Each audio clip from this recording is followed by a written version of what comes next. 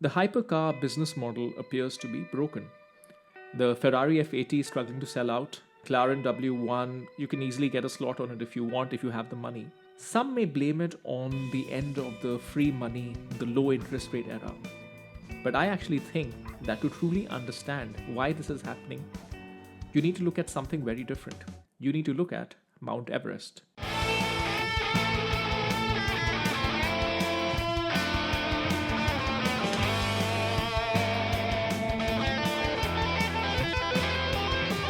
Hi everyone, welcome back to the Ministry of Car. I'm Utkarsh coming to you from Singapore. Now, supercars, hypercars have always been the stuff of legend, the stuff of dreams. And one could say that that fever for supercars really reached its zenith about 10 years ago when you had the Holy Trinity coming out from McLaren, Ferrari, and Porsche, right? The three hybrid supercars, the La Ferrari, the P1, and the Porsche, what am I forgetting the name? 918. My God, I forgot the name. Anyways, you know what I'm talking about. But the thing is, this time round, there seems to be at least a holy duality, or two of them at least, the W1 and the F80. And no one is that excited. I remember when the Enzo came out 20 years ago, and I certainly remember when the Ferrari La Ferrari came out. And I certainly remember when the Bugatti Veyron came out and the Bugatti Chiron, right? They were all accompanied by tremendous excitement. But now with the F80, there's so many cars out there, right? Even the Valkyrie, Aston Martin Valkyrie, it's not really exciting anyone the way cars used to. In fact, it's certainly not exciting me. I'm sure I'm not 18 years anymore, but I certainly don't have posters of them on my wall or want to. The best comment I heard was on the Chris Harris Cars podcast, where the co-presenter said that the Ferrari F80 looked like the Lego version. I thought that was quite funny. But the point is, I don't think it's a question of styling necessarily. That's the problem. I don't think it's a question of powertrain. A good analogy that's been used on a separate car podcast, the intercooler, is that electric cars with V6s or whatever it might be, V6s with hybrids, these kind of cars are like quartz watches versus the analog automatic watches that you have. And even though quartz is a better technology, there's nothing quite like the mechanical symphony of all the parts that goes into a mechanical watch. And so it is for the internal combustion engine versus a hybrid or a electric car. So they say that the mechanical purity of an internal combustion engine, that is the reason why people still hanker after those older cars. And the newer cars are not that exciting, the newer hypercars. Also, they have become too fast for the road. But I think that is the problem, but I think there is a bigger problem.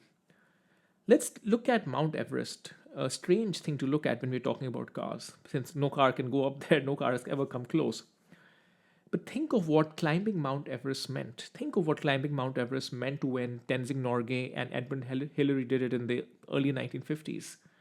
Think of what it meant many, many years later when people eventually did it without oxygen.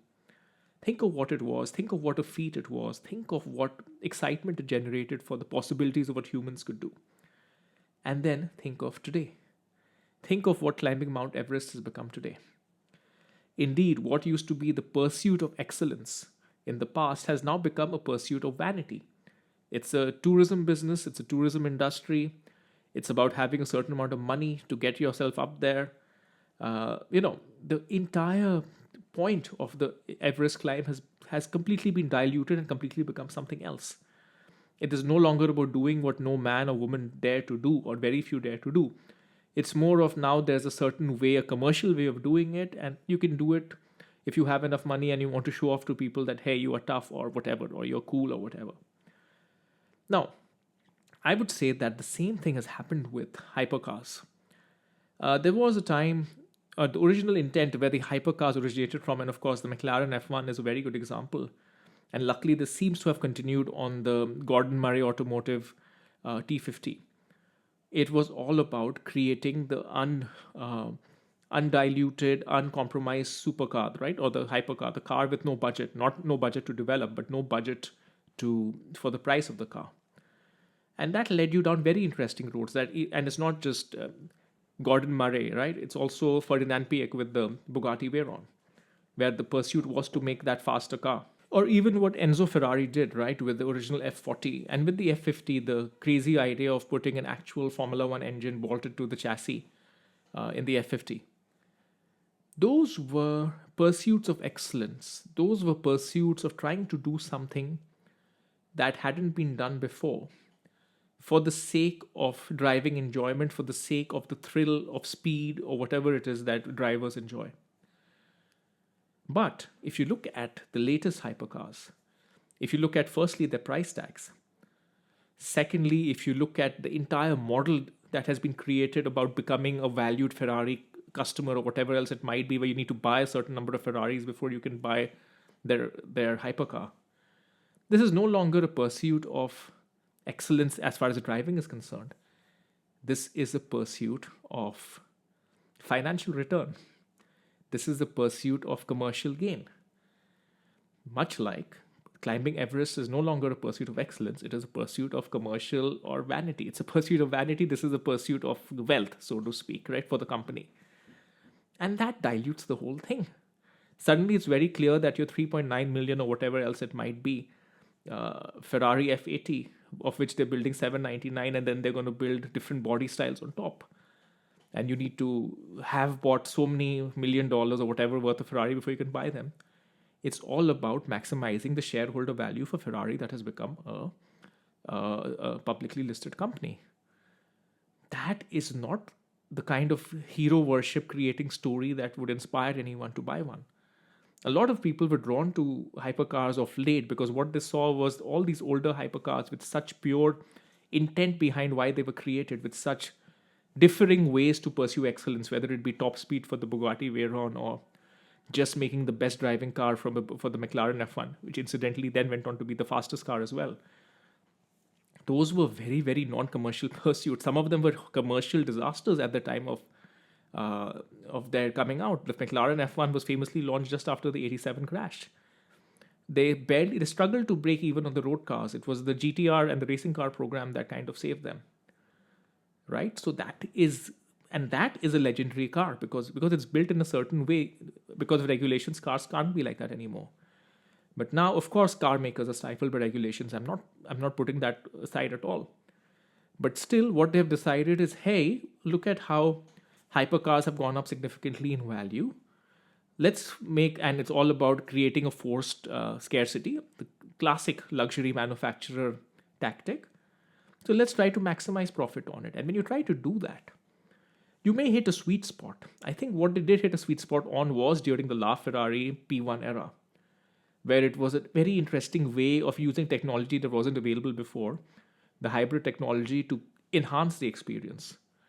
But now, firstly, of course, the engine is compromised because of the issues that they have in terms of regulations, how internal combustion engines are getting essentially outlawed, or people hope to outlaw them in some years.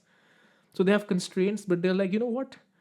This model of making a hypercar is just too lucrative, so let's make something which may technically be an amazing feat, just like climbing Everest. Even if you do it with the assistance of the tourism industry of Nepal, is still an incredible feat.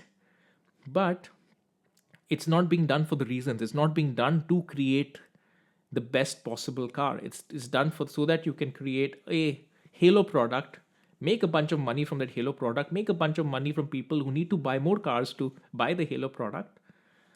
And ultimately, you know that a lot of people, these customers for your cars, are not driven by the thrill of driving. They are driven by the thrill of investment return.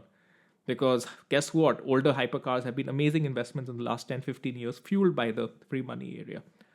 And I think this change of the pursuit of excellence to the pursuit of wealth, or the pursuit of shareholder return, let's just call it that, is blatantly transparent to everyone.